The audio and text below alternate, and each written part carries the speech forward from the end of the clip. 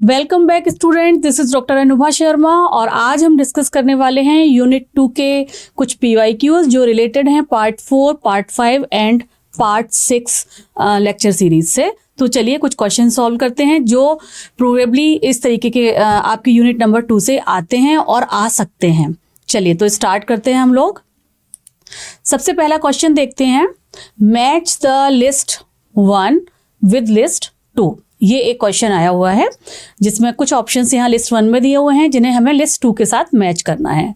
List 1 में ए choice में दिया हुआ है Schleiden and Swann, then Rudolf Virchow, then Fleming and Robert Brown. 4 scientist के नाम दिए हैं और ये चारों ही बहुत इंपॉर्टेंट साइंटिस्ट हैं जिन्होंने अपने अपने फील्ड में बहुत नाम किया है और बहुत ही इंपॉर्टेंट बायोलॉजी से रिलेटेड इन्होंने जो है डिस्कवरीज या अपनी फाइंडिंग्स उस टाइम पर बताई थी।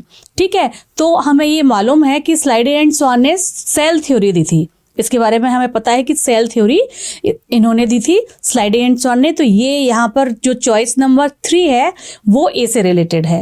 रोडल्फ वर्च्यू ने सबसे पहले ये टर्म यूज किया था, आपको पता है, ओमनिस सेल्यूला ई सेल्यूला। ये उन्होंने सबसे पहले ये जो सेंटेंस है, ये जो एक फ्रेज है, ये यूज किया था। और ये किससे रिलेटेड था? इसका मतलब है कि जो नई सेल बन रही हैं वो प्री एग्जिस्टिंग सेल से ही बन रही हैं। ये उनकी अपनी फाइंडिंग थी, तो उन्होंने ये यूज किया था। तो यहाँ ये जो 4 चॉइस है वो बी के साथ मैच होगी।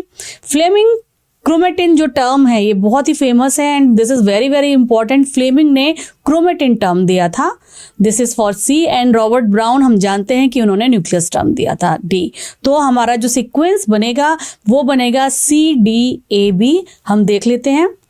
फर्स्ट ए जो है वो 3rd के साथ मैच होना चाहिए, तो ये 1, 2, 3 चॉइस में आ रहा है। अब हमें ये देखना होगा कि बी चॉइस जो हमारे अकॉर्डिंग है वो A4 के साथ होना चाहिए, तो दैट इज, तो हमारा सेकंड जो चॉइस है वो फिर से हट गई। 1st एंड 3 में अब हमें चूज करना है कौन सा हमारा करेक्ट आंसर है, राइट। एंड सी जो चॉइस है फ्लेमिंग 1, वो मैंने आपको बताया, क्रोमेटिन जो टर्म है वो फ्लेमिंग ने दिया था। तो हमारा जो आंसर आएगा वो आएगा चॉइस नंबर 1। जो करेक्ट आंसर है ए जो है, जो सेल थ्योरी है वो स्लाइडिन एंड स्वान ने दी थी, आपको मैंने अभी बताया। रोडल्फ वर्च्यू ने आपको मैंने अभी बताया। ओमनिस सेल्यूला ई सेल्यूली, ये जो बहुत फेमस लाइन है ये उन्होंने बोला था। फ्लेमिंग क्रोमेटिन से रिलेटेड है और रॉबर्ट ब्राउन ने सेल थ्योरी जो है हमें बताई थी। ठीक है, तो ये इसका आंसर चॉइस नंबर 1 होना चाहिए। चलिए, तो इस तरीके के 2 लिस्ट हैं, उनको मैचिंग हम तभी कर पाएंगे जब हमें उनके बारे में डिटेल स्टडी होगी, राइट। तो अब हम सेकंड क्वेश्चन देखते हैं। यह भी देखिए आप, मैच लिस्ट 1 एंड 2, इसी तरीके का क्वेश्चन है। AIEE एग्जाम में इस तरीके के बहुत सारे क्वेश्चंस आए हैं प्रीवियस ईयर्स में। तो अब देखते हैं इस वाली क्वेश्चन नंबर 2 में किस किस चीज़ों का ये बता रहे हैं। तो यहाँ पर इन्होंने 4 ऑर्गेनेलीज के नाम लिखे हुए हैं और उनके फंक्शन यहाँ पर लिस्ट 2 में दिए हुए हैं। ठीक है, तो इन्होंने सबसे पहले लिया हुआ है चॉइस नंबर 1 में क्लोरोफिल। क्लोरोफिल किससे रिलेटेड है देखते हैं इन चारों में से। और फिर दिया हुआ है Golgi apparatus, then rough endoplasmic reticulum और उसके बाद लास्ट में डी चॉइस में माइटोकॉन्ड्रिया दिया हुआ है, राइट। तो chlorophyll, is it related to aerobic respiration? Chlorophyll से एरोबिक रेस्पिरेशन होता है। अब हमें देखना है होता है या नहीं। नेक्स्ट चॉइस जो लिस्ट 2 में दी हुई है that is formation of glycoprotein.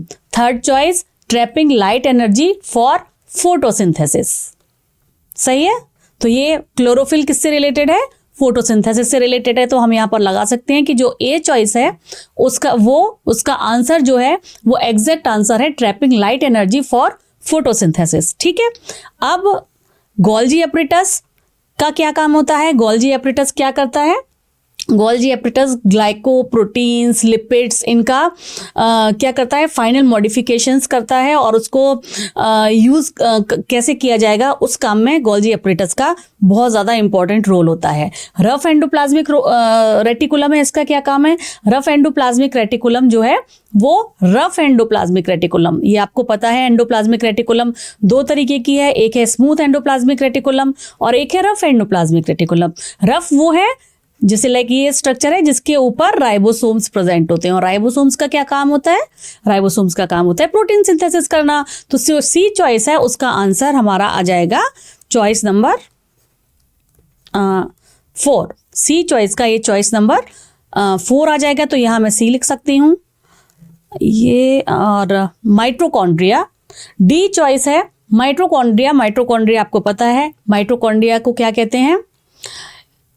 Energy currency. क्यों? क्योंकि वहां पर एटीपी सिंथेसिस होती है। एटीपी सिंथेसिस कब होगी? एरोबिक रेस्पिरेशन के थ्रू होगी। तो डी चॉइस में जो हमारा आएगा वो चॉइस नंबर 1 आ जाएगा।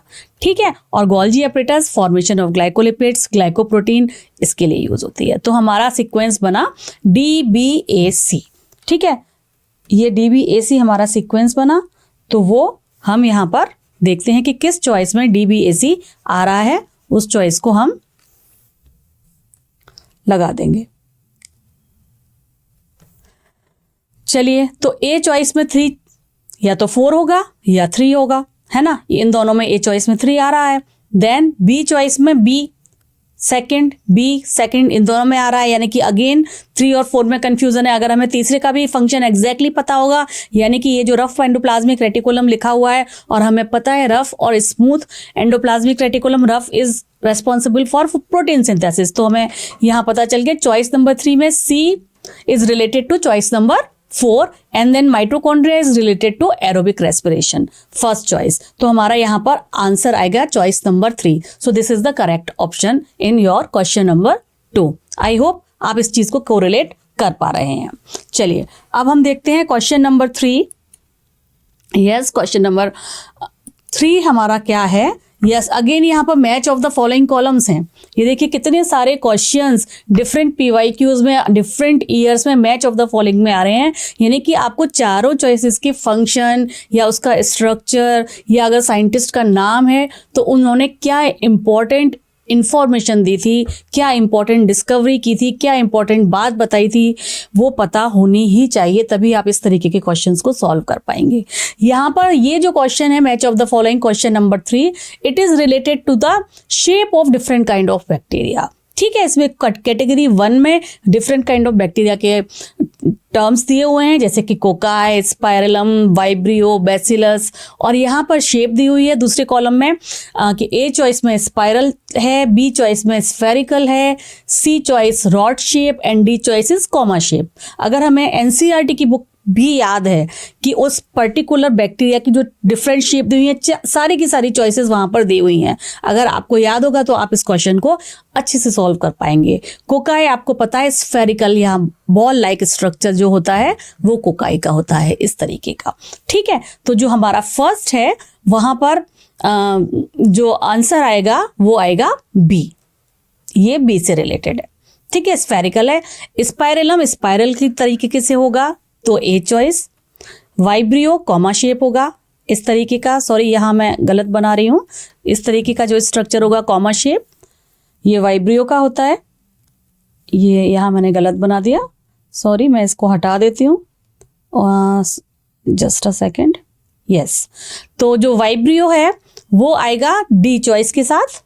And the last one is bacilli. Bacilli होता है इस तरीके की शेप का, रॉड शेप जिसे बोलते हैं। ठीक है, अब आपको थोड़ा थोड़ा ध्यान आ रहा है। आई होप जिन्होंने स्ट्रक्चर अच्छे से देखा है वो क्विकली इस क्वेश्चन को सॉल्व कर पा रहे होंगे। तो बेसिलाई इज रॉड शेप। ठीक है, तो हम देखते हैं कि किस चॉइस में BADC बन रहा है हमारा।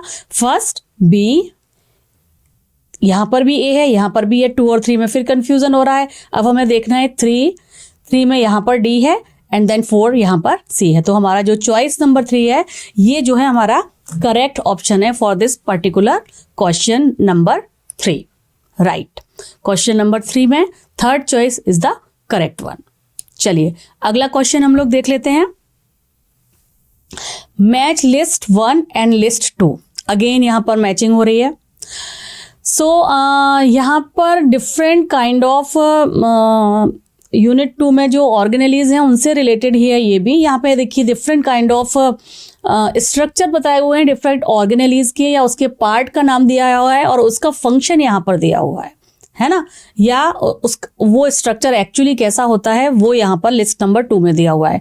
तो चलिए देखते हैं। चॉइस नंबर ए में लिखा हुआ है stroma. What is stroma? Stroma क्या है? Then choice number B plasmodesmata, choice number 3 tonoplast and the last choice that is D choice cristae. ठीक है, तो जो क्रिस्टी है ये हमें पता है। अगर हमें माइटोकॉन्ड्रिया का, आपको माइटोकॉन्ड्रिया का स्ट्रक्चर पता है तो ये जो स्ट्रक्चर है ना, ये इसको क्या बोला जाता है? जो इनफोल्डिंग्स हैं, इन इनफोल्डिंग्स को क्रिस्टी बोला जाता है। तो जो डी चॉइस है उसके साथ आएगा चॉइस नंबर 2। ठीक है, फिर हम टोनोप्लास्ट देखते हैं। टोनोप्लास्ट क्या है? जो हमारी वैक्यूल होती है, वैक्यूल की आउटर मेम्ब्रेन को टोनोप्लास्ट कहते हैं। तो सी में चॉइस नंबर 1। प्लाज्मोडेस्माटा, ये जो प्लाज्मोडेस्माटा है वो क्या करती है? एक सेल से दूसरी सेल को कनेक्ट करने का काम करती है इस तरीके से। यहां पर एक ब्रिज लाइक स्ट्रक्चर भी बनता है किसी किसी में। तो ये जो प्लाज्मोडेस्माटा है वो एक सेल से दूसरी सेल को कनेक्ट करने का काम करती है। तो यहां पर हमें ये क्लियर हो गया कि प्लाज्मोडेस्माटा, जस्ट अ सेकेंड, मैं इस स्ट्रक्चर को हटा देती हूं ताकि आप इससे कंफ्यूज ना हो। मिक्स हो गए थे ये दोनों स्ट्रक्चर। प्लाज्मोडेस्माटा की बात हम कर रहे थे। ये जो प्लाज्मोडेस्माटा है ये साइटोप्लाज्मिक कनेक्शंस होते हैं 2 या 2 से ज़्यादा सेल्स के बीच में, वो प्लाज्मोडेस्माटा होते हैं जो कनेक्शंस होते हैं। तो जो बी चॉइस है इसके साथ आएगा चॉइस नंबर 4। ठीक है, and the A stroma. Stroma अब हमारी कौन सी चॉइस बच गई? Choice number 3 fluid inside the chloroplast. Chloroplast के अंदर जो फ्लूइड होता है, जहां डार्क रिएक्शन होती है। क्लोरोप्लास्ट में 2 तरीके की रिएक्शन है, light reaction and dark reaction. तो जो स्ट्रोमा है वो फ्लूइड इनसाइड द क्लोरोप्लास्ट, ये है। तो चॉइस नंबर 3 यहां पर हमारा आएगा। अब हम देखते हैं ये जो सीक्वेंस हमने बनाया है, ये सीक्वेंस हमारे को कौन सी चॉइस में मिल रहा है? ए चॉइस 3 2 4 1 नहीं, 3 2 भी नहीं है, यहाँ पर हमारा 4 है, यहाँ पर 2 है, ये गलत नहीं आएगा। बी चॉइस 1 नहीं, 1 तो आएगा ही नहीं। ए चॉइस में 3 होना चाहिए। ए, सी या डी में से कोई आंसर होगा। सी में 3, then 4, then 1, then 2, and D में 3 2 अगेन यहाँ पर 2 आ गया, यानी कि प्लाज्मोडेस्माटा को ये कनेक्ट कर रहे हैं इन फोल्डिंग्स ऑफ माइटोकॉन्ड्रिया से। ये आपको कंफ्यूज करने के लिए, क्योंकि वो भी इनफोल्डिंग्स ही हैं, वो एक सेल को दूसरी सेल के साथ कनेक्ट करती हैं, जबकि ये अपनी खुद की इनफोल्डिंग होती है, जिसे क्रिस्टी बोलते हैं माइटोकॉन्ड्रिया में। तो हमारा जो आंसर है वो आएगा यहाँ पर सी चॉइस। ठीक है, सी चॉइस हमारा आंसर यहाँ पर आना चाहिए। चलिए अब नेक्स्ट क्वेश्चन यहाँ से देख लेते हैं। ये क्वेश्चन नंबर 4 रहा आपका यूनिट नंबर 2 के 4, 5 एंड 6। ये तीनों पार्ट आज इस सेशन में हम लोग इन तीनों पार्ट से रिलेटेड कुछ क्वेश्चन सॉल्व कर रहे हैं कि किस तरीके के क्वेश्चन इस पर्टिकुलर यूनिट से और जो मेनली सेल ऑर्गेनेली वाला पार्ट है उससे आते हैं। Match list 1 and 2, again matching है। तो लिस्ट नंबर 1, इसमें 4 चॉइस हमारी दी हुई हैं, lysosomes, peroxisomes, Golgi apparatus and nucleolus. ठीक है, 4 डिफरेंट ऑर्गेनेलीज दिए हुए हैं सेल के। लाइसोसोम्स हमें पता है, लाइसोसोम्स क्या होता है, इसका सुनते ही हमें याद आ जाता है एकदम से कि लाइसोसोम क्या है, सुसाइडल बैग कहते हैं इसमें, क्योंकि इसमें डाइजेस्टिव एंजाइम होते हैं जो कि एसिडिक इन नेचर होते हैं, खाना डाइजेस्ट करने का काम करते हैं। ये तो बिल्कुल याद आता है, इसलिए लाइसोसोम सुसाइडल बैग के साथ रिलेट होगा। ये आएगी यहाँ पर 4th चॉइस। ठीक है, परऑक्सीसोम्स ये क्या करते हैं? ये रिएक्टिव ऑक्सीजन स्पीशीज के साथ काम करते हैं, परऑक्साइड्स के साथ काम करते हैं। रिएक्टिव ऑक्सीजन स्पीशीज जो होती है हाईली रिएक्टिव होती है, तो ये हाइड्रोजन परऑक्साइड से रिलेटेड होता है। इसलिए बी चॉइस जो है वो हमारी 3 नंबर जो जहां पर हाइड्रोजन परऑक्साइड दिया हुआ है उसके साथ इसका फंक्शन जुड़ा हुआ है। नेक्स्ट है गोल्जी एपरेटस। गोल्जी एपरेटस में सिस्टर्नी होते हैं बहुत सारे, तो ये उसके स्ट्रक्चर का एक पार्ट है। तो ये जो सी चॉइस है, अगर आपको अच्छे से गोल्जी एपरेटस याद होगा तो आप बता पाएंगे कि सिस्टर्नी जो है गोल्जी एपरेटस के साथ रिलेटेड है, उसका पार्ट है। इसका मतलब हमारे को पर्टिकुलरली किसी भी पिछले क्वेश्चन में हमने देखा क्रिस्टी के बारे में पूछा हुआ था, है ना, स्ट्रोमा के बारे में पूछा हुआ था, ऐसी कभी मैट्रिक्स के बारे में तो आपको बायोलॉजी में स्ट्रक्चर भी बहुत अच्छे से याद होने चाहिए, तभी हम बता पाएंगे कौन सा स्ट्रक्चर किस पर्टिकुलर ऑर्गेनेली का पार्ट है। न्यूक्लियोलस, न्यूक्लियोलस के अंदर राइबोसोमल आरएनए की सिंथेसिस होती है, so it is related to rRNA. तो अब हम देखते हैं कि किस वाली चॉइस में ये वाला सीक्वेंस मिल रहा है जो हमने यहाँ पर लिखा है। ए चॉइस के साथ 4, देन बी चॉइस के साथ 3, यहाँ ए चॉइस में ही मिल रही है अभी तो हमें, सी चॉइस के साथ 1, ये तो यहाँ पर ही मिल रही है, तो इसका मतलब तो ए होना चाहिए यहाँ पर। बी चॉइस में और चॉइसेस देखने की जरूरत ही नहीं है वैसे, यहाँ पर देखिए बी चॉइस हम एक बार दे सकते हैं कि लाइसोसोम के साथ सोसाइटल बैंग है, बाकी सी और डी तो यहाँ हम खुद ही इसको नलीफाई करेंगे क्योंकि हमारी ए चॉइस ही मैच नहीं हो रही है। लेकिन यहाँ पर बी चॉइस जो है यानी कि पर ऑक्सीसोम्स, इसको यहाँ इन्होंने सिस्टर्नी के साथ रिलेट किया है, जो कि बिल्कुल ही गलत है। तो हमारा जो आंसर आएगा that would be the choice number 1। ठीक है, तो हम देखते हैं ये आंसर है या नहीं। ये करेक्ट आंसर हमारा है। क्वेश्चन नंबर 5 में डिफरेंट ऑर्गेनेलीज और उसके स्ट्रक्चर पूछे थे या वो किससे रिलेटेड है, ये क्वेश्चन यहाँ पर पूछा गया था इन योर क्वेश्चन नंबर 5। चलिए नेक्स्ट क्वेश्चन देख लेते हैं। Which one of the following plastid store protein, कौन सा प्लास्टिड है जो प्रोटीन को क्या करता है, स्टोर करता है। ठीक है, तो अमाइलोप्लास्ट, अमाइलोप्लास्ट किसे स्टोर करता है, ये अमाइलेज को यानी कि कार्बोहाइड्रेट को स्टोर करने का काम करता है। इलियोप्लास्ट ये ऑयल एंड लिपिड, ये हमारे को याद होना चाहिए, ये आपको ये चीज़ें याद होनी चाहिए कि अमाइलोप्लास्ट कार्बोहाइड्रेट को स्टोर करेगा, इलायोप्लास्ट जो है ये ऑयल या लिपिड को स्टोर करता है, एल्यूरोप्लास्ट जो है ये प्रोटीन को स्टोर करता है ना। एंड प्रोटोप्लास्ट जो है वो क्या है, अगर किसी भी सेल की एंजाइमेटिक सेलुलोज एंजाइम के साथ सेल वॉल हटा दें तो जो रिमेनिंग पार्ट बच गया that is known as protoplast. तो ये तो किसी भी चीज से स्टोर नहीं करता, जस्ट नाम में रिजेम्बलेंस है, इसलिए यहाँ पर एक चॉइस दी हुई है आपको कंफ्यूज करने के लिए। तो जो हमारा राइट आंसर आएगा वो यहाँ पर राइट आंसर जो हमारा आएगा that is choice number 3 aleuroplast. बार इसे हटा देते हैं ताकि आपको क्वेश्चन क्लियर हो जाए। ठीक है, तो हमारा जो राइट आंसर है वो ये वाला है। ठीक है, इलियोप्लास्ट में किस चीज का स्टोरेज बताया मैंने आपको, ऑयल एंड लिपिड का, एमाइलोप्लास्ट कार्बोहाइड्रेट का। चलिए देखते हैं ये आंसर सही है या नहीं। ये आंसर बिल्कुल सही है। ठीक है, तो ये तो आपको लर्न करना पड़ेगा, बिल्कुल याद करना पड़ेगा, तभी हम एक झटके में इस तरीके के क्वेश्चन सॉल्व कर सकते हैं। चलिए नेक्स्ट क्वेश्चन देखते हैं। Question number 7, which of the organelle does not contain genetic material. यहाँ 4 चॉइस दी हुई हैं और उन चारों चॉइस में ये पूछा गया है कि इन चारों में से किस एक में जेनेटिक मटेरियल यानी कि डीएनए नहीं होता है। ठीक है, chloroplast, nucleus, vacuole and mitochondria. अभी हमें बहुत अच्छे से पता है कि एक्स्ट्रा क्रोमोसोमल डीएनए क्लोरोप्लास्ट और माइटोकॉन्ड्रिया में तो होता है ना, तो इसमें भी होता है, इसमें भी होता है, और न्यूक्लियस में अपना जेनेटिक मटेरियल होता है। तो यहाँ पर जो हमारा आंसर है वो आएगा वैक्यूल। वैक्यूल में कोई भी जेनेटिक मटेरियल नहीं होता है। तो वैक्यूल एक ऐसा ऑर्गन है, ऑर्गेनेली है सॉरी, इन चारों चॉइसेस में जिसमें कि कोई भी जेनेटिक मटेरियल नहीं होता है। तो देखते हैं ये आंसर सही है या नहीं। तो this would be the correct answer, vacuole. ठीक है, चलिए तो ये हम तभी सॉल्व कर पा रहे हैं जब हमें पता है कि न्यूक्लियस के अलावा एक्स्ट्रा क्रोमोसोमल डीएनए और 2 कौन से ऑर्गेनेलीज में होता है। वो हमारे को बिल्कुल याद होना चाहिए कि वो क्लोरोप्लास्ट, और ये लेक्चर में मैंने आपको बताया है क्लोरोप्लास्ट और माइटोकॉन्ड्रिया में पाया जाता है। चलिए अगला क्वेश्चन एक बार देख लेते हैं। नेक्स्ट क्वेश्चन किस चीज से रिलेटेड है, which of the following is used for commercial production of ethanol. इन चारों चॉइसेस में से कौन सा एक ऐसा ऑर्गेनिज्म है जो इथेनॉल के कमर्शियल प्रोडक्शन में हेल्प करता है।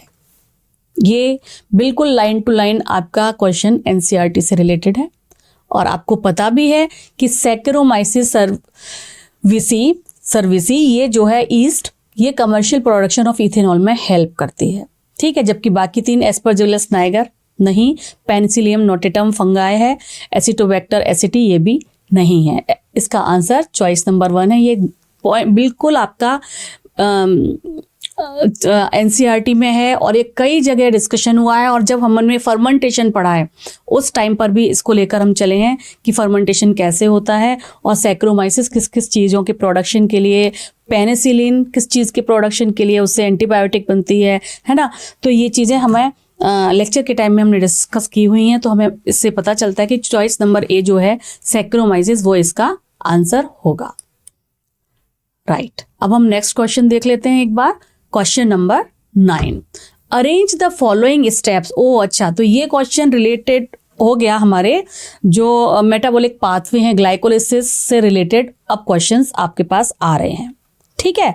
तो ये जो क्वेश्चन नंबर 9 है, arrange the following steps of glycolysis starting from step first to last. अब इसके लिए आपको स्टेप फर्स्ट टू लास्ट याद होंगे, तभी आप इस तरीके का क्वेश्चन सॉल्व कर पाएंगे। सबसे पहले क्या होता है, ग्लूकोज है, ग्लूकोज से ग्लूकोज 6 फॉस्फेट बनता है ना। देन फ्रक्टोज 6 फॉस्फेट, देन तो ये ग्लूकोज से ग्लूकोज 6 फॉस्फेट, ये हो गई चॉइस नंबर 1, ये होना चाहिए, ठीक है। फिर फ्रक्टोज 6 फॉस्फेट से फ्रक्टोज 1,6 फॉस्फेट, तो ये होना चाहिए स्टेप 2, ठीक है। देन ग्लिसरैल्डिहाइड 3 फॉस्फेट या DHAP डाइहाइड्रोक्सी एसीटोन फॉस्फेट, ये 2 बनते हैं ना। और ये जो ग्लूकोज है हमें पता है ये 6 कार्बन मॉलिक्यूल है। इस 6 कार्बन मॉलिक्यूल से क्या बनता है, 3 कार्बन मॉलिक्यूल का डाइहाइड्रोक्सी एसीटोन फॉस्फेट और ग्लिसरैल्डिहाइड 3 फॉस्फेट, ये दोनों बनते हैं, ठीक है। फिर 3 कार्बन एटम के जो है आगे स्टेप्स चलते हैं, ठीक है। तो first, second and this one is third, and glyceraldehyde 3 phosphate to 1,3 bis phosphoglyceraldehyde, then 3 phosphoglyceric acid to 2 phosphoglyceraldehyde, यहाँ स्पेस नहीं है इसलिए मैं लिख नहीं पा रही हूं, and then phosphoenol pyruvate to pyruvate, ठीक है। तो यहाँ ये है चौथा एंड ये है 5वां। ये स्टेप्स आपके जो है सीरीज में आएंगे, क्योंकि पाइरुविक एसिड क्या होता है, ग्लाइकोलिसिस का लास्ट स्टेप में मिलता है, जो कि एक 3 कार्बन एटम मॉलिक्यूल है, जिसमें क्या होता है, एक ग्लूकोज से 2 पाइरुवेट मिलते हैं, ये पता है ना। और इस स्टेप पर जाकर जो है वो 3 कार्बन मॉलिक्यूल के 2 छोटे वाले मॉलिक्यूल्स में टूट जाता है एक ग्लूकोज। हाँ, ये आगे हो गया, जस्ट अ सेकेंड। तो यहाँ पर जो हमारा सीक्वेंस बनेगा, सबसे पहले जो स्टेप होगा वो होगा C, ये वाला बिल्कुल ठीक लिखा है। Then B, fructose 6 phosphate to fructose 1,6 phosphate, बिल्कुल ठीक है ये। देन A, ग्लिसरैल्डिहाइड 3 फॉस्फेट, ये जो मैंने यहाँ पर बताया, इसके 2 मॉलिक्यूल बनेंगे, है ना। और फिर हम ये मैंने ग्लाइकोलिसिस जब आपको पढ़ाया है तो एकदम क्लियर किया है कि ग्लिसरैल्डिहाइड 3 फॉस्फेट एंड DHAP, तो दोनों 2 मॉलिक्यूल को लेके हम रिएक्शन आगे बढ़ाते हैं। तो glyceraldehyde 3 phosphate to 1,3 bis phosphoglyceric acid वाला स्टेप है A।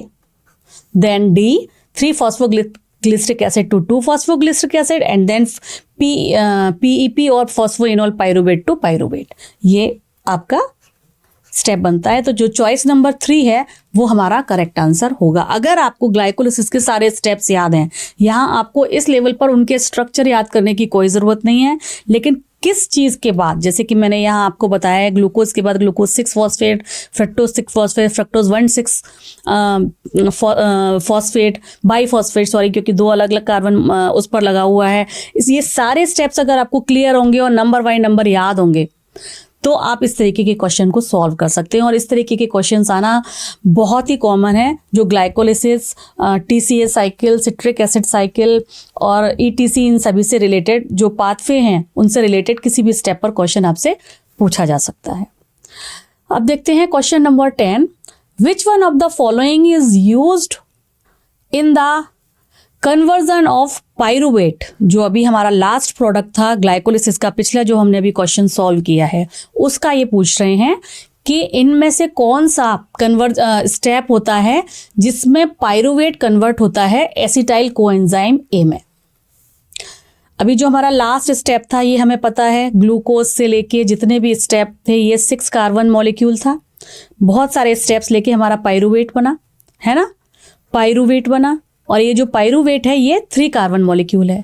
अब ये पायरूवेट डायरेक्टली तो टीसीए साइकिल में एंटर करता नहीं है, करता है क्या? नहीं करता है। तो ये पहले कन्वर्ट होता है एक 2 कार्बन मॉलिक्यूल में, जिसे बोलते हैं एसिटाइल कोएंजाइम ए। और इस टाइम पर यहाँ पर कोएंजाइम ए एंटर करता है और एक कार्बन मॉलिक्यूल इस पायरूवेट से निकल जाता है। तो इसका क्या हो रहा है जब एक कार्बन मॉलिक्यूल निकल रहा है, ये जो 3 कार्बन एटम वाला जो मॉलिक्यूल है पायरूवेट, वो कन्वर्ट हो जाता है एसिटाइल कोएंजाइम में, जो कि एक 2 कार्बन वाला मॉलिक्यूल है। तो ये जब कार्बन डाइऑक्साइड निकल रही है तो इसको क्या बोल रहे हैं हम?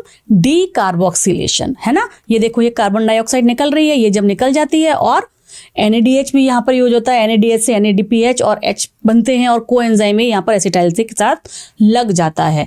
तो जब डी कार्बोक्सिलेशन हो रहा है तो हमें देखना होगा इन चारों चॉइस में डी कार्बोक्सिलेशन किस स्टेप में हो रहा है। ऑक्सीडेटिव डी कार्बोक्सिलेशन तो फर्स्ट चॉइस में दिया हुआ है oxidative D carboxylation. Second choice oxidative dehydrogenation, क्या हाइड्रोजन निकल रहा है? नहीं। ऑक्सीडेटिव डिहाइड्रेशन, H2O निकल रहा है, डिहाइड्रेशन हो रहा है, या ऑक्सीडेटिव फॉस्फोराइलेशन, ATP सिंथेसिस हो रही है। तो यहाँ पर ऑक्सीडेटिव डी कार्बोक्सिलेशन हो रहा है, ये स्टेप हमें याद है।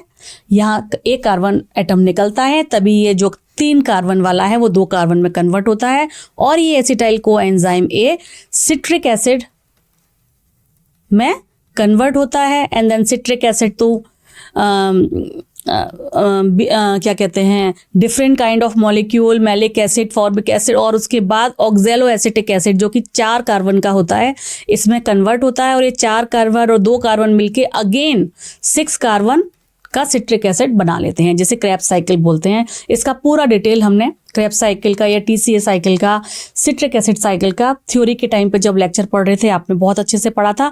तो इन शॉर्ट में यहाँ ये बताना चाह रही हूँ कि ये जो 2 कार्बन एटम है ये जाके 4 कार्बन एटम से मिलके फिर सिट्रिक एसिड बनाता है। तो ये 2 कार्बन आया कहाँ से? जब ये एक कार्बन डाइऑक्साइड पायरूवेट से रिलीज होगी तभी। तो इसका जो चॉइस नंबर 1 है, this is the correct answer, oxidative D carboxylation. ठीक है, ऑक्सीडेटिव डी कार्बोक्सिलेशन में क्या हो रहा है, फिर से बता रहे हैं, जो 3 कार्बन वाला मॉलिक्यूल है पायरूवेट, उससे एक कार्बन डाइऑक्साइड निकल जाती है, जिसे डी कार्बोक्सिलेशन कह रहे हैं, ऑक्सीडेटिव डी कार्बोक्सिलेशन कह रहे हैं। और उसमें फिर एक 2 कार्बन वाला मॉलिक्यूल बनता है, जिसे एसिटाइल कोएंजाइम ए कहते हैं, और वो फिर एंटर करता है क्रेब्स साइकिल में। ठीक है, सो ये हमारा जो आंसर है वो होना चाहिए आंसर नंबर 1, राइट। यस, सो ये यहाँ पर हमने 10 क्वेश्चन सॉल्व किए जो कि रिलेटेड थे यूनिट 2 के पार्ट 4, 5 एंड 6 से, जिसमें डिफरेंट मेटाबॉलिक पाथवे के भी क्वेश्चंस थे, डिफरेंट ऑर्गेनेलीज से रिलेटेड थे क्वेश्चंस, बहुत सारे साइंटिस्ट से रिलेटेड थे। तो इस तरीके के क्वेश्चन जो हैं आपके AIEE एग्जाम में बनते हैं, जिनकी आप अच्छे से प्रैक्टिस करेंगे। अगर आपको सारे कंसेप्ट्स क्लियर होंगे, डायग्राम्स क्लियर होंगे, तो आप उसके स्ट्रक्चर को भी बता सकते हैं। और अगर आपको उनके फंक्शंस क्लियर होंगे, मेटाबॉलिक पाथवे 1 बाय 1 किसके बाद क्या बनेगा, क्योंकि ये मैंने लेक्चर में आपको बहुत अच्छे से बताया है, वहाँ आप देखेंगे तो आप इस सारे के सारे क्वेश्चन सॉल्व कर सकते हैं। तो आज हमने कुछ क्वेश्चन सॉल्व करे हैं। इसके अलावा अगर आपको क्वेश्चंस में कोई भी प्रॉब्लम होती है तो आप कमेंट बॉक्स में लिख सकते हैं, we can discuss it later on. तब तक के लिए आप लोग खूब पढ़िए, खुश रहिए। Thank you so much.